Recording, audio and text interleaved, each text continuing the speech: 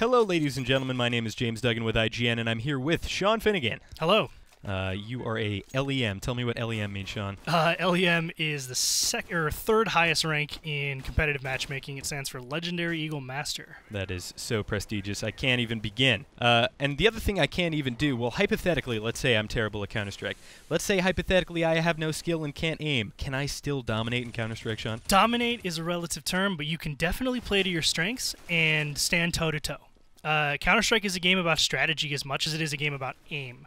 So if you don't have good aim, you can compensate for that by having really good teamwork, knowing the maps really well, having great game awareness, and making good decisions. Okay, so let's talk about those individual elements you just mentioned. The first one I want to talk about is something called pre-fire. Can you tell me what pre-fire is, and can you tell me how you get good at pre-fire? Pre-fire is all about awareness.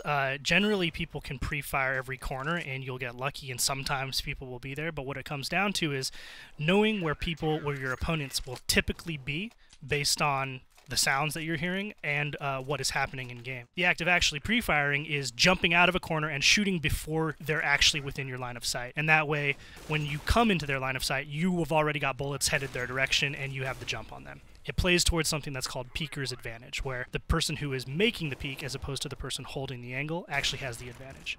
That is what pre-fire is.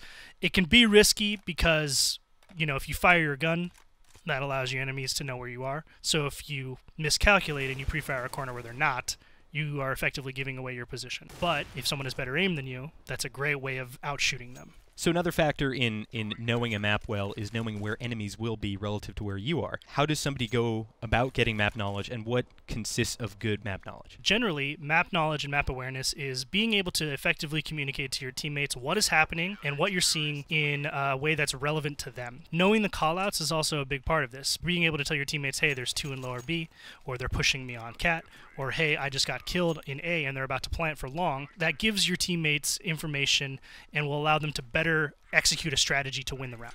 Right. So I asked you the other day what one of the biggest mistakes, or one of the most common mistakes you see is. You said when you were spectating people, you were like, my God, this guy has no sound or has terrible headphones or doesn't have his sound up. How important is sound in Counter-Strike? And I guess to kind of answer my own question, why is it so important?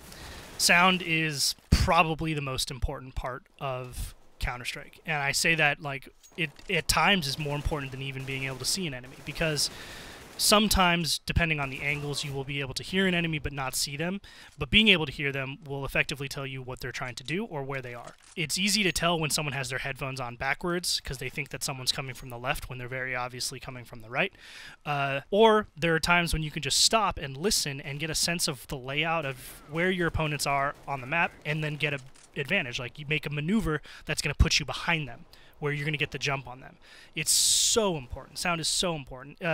Counter-Strike is a puzzle in that you're always trying to figure out where your opponents are, and by shift walking and not allowing yourself to be heard, you're effectively in stealth mode. One of the things I was very surprised at when I watched you play, I thought you were going to be firing maybe 2 or 3 shots at a time, but you go full auto, and you compensate for the recoil. How common is that, and would you recommend that to somebody? Is that kind of the standard practice? Yeah, spraying is a slippery slope. Like, you don't want to spray all the time, but at close range, it's the most effective. And even at mid-range, it can be very effective if you know how to control the spray. At long range, you don't want to spray. You want to avoid as much as possible. You want to strafe left, take a couple of bursts, strafe right, take a couple of bursts. And certainly with sniper rifles, I mean, aside from the scout, you can't strafe and shoot accurately, so you need to be standing still, and you need to take your time and line up those shots.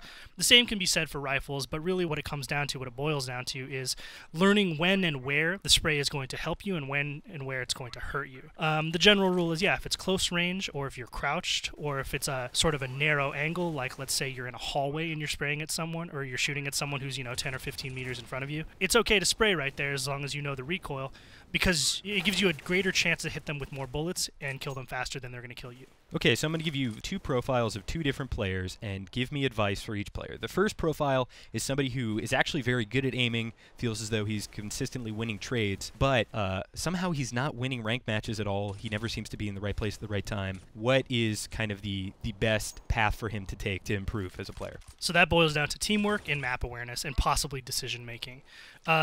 a lot of players will have really great aim, but they lose rounds or clutch 1v1 situations because they just make a poor choice, or they don't think that the opponent can hear them. Or, you know, if you're a counter-terrorist and the bomb is planted and you know that the terrorist is watching it and waiting for you to defuse, a great way to get them to reveal their location is fake a defuse.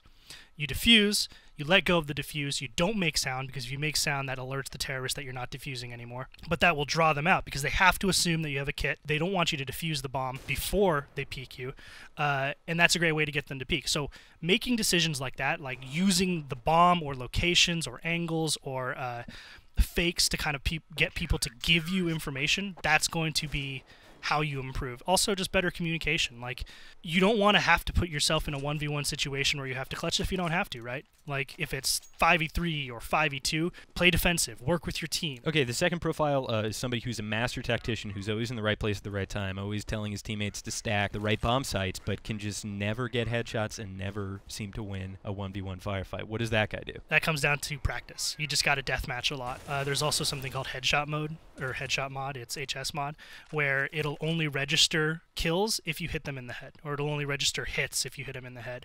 That's a great way to practice aiming at the head. That's a great way to just refine your aim. You can acquire good aim after lots and lots of time. Some people just have it, but if you're consistently losing gun battles, then it comes down to working on your strafing and your movement and learning those bursts and stuff, and then just practicing. Awesome. All right, Sean Finnegan, legendary Master Eagle, or legendary Eagle Master. Sorry, don't shoot me.